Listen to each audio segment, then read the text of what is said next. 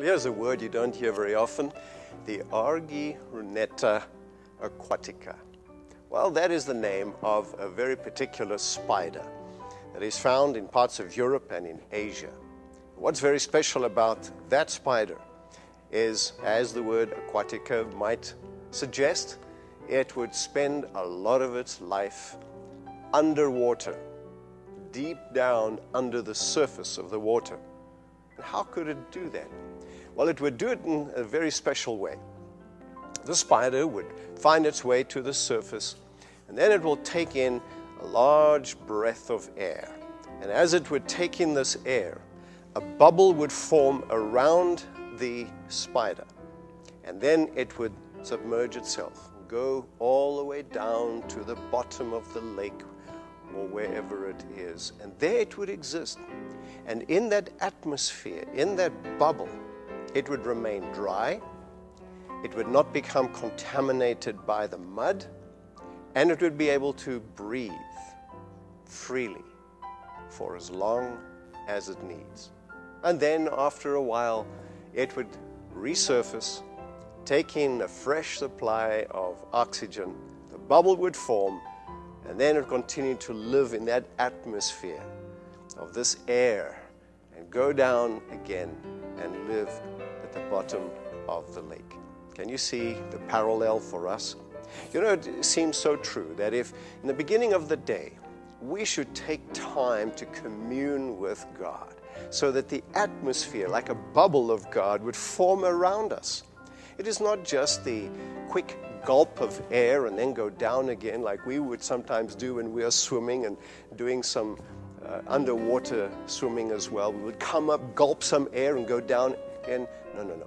It's like the spider that would take plenty of air, just take it into itself until the bubble would be formed.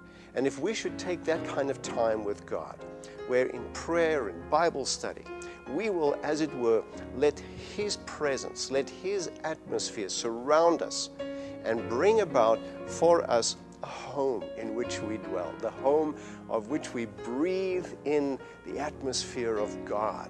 And then we can go about our daily life. And then the promise is that if we live in that atmosphere, after having that communion with God, we will not be contaminated by the mud of the world.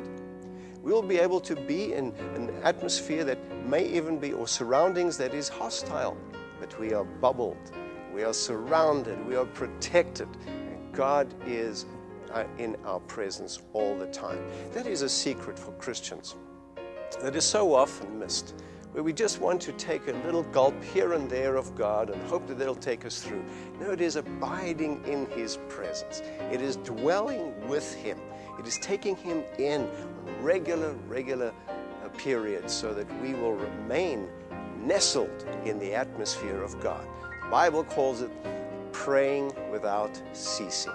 That doesn't mean that we have to be praying constantly in a sense that we are saying the words and doing nothing else, but concentrating on a prayer. No, we are living in the atmosphere of God.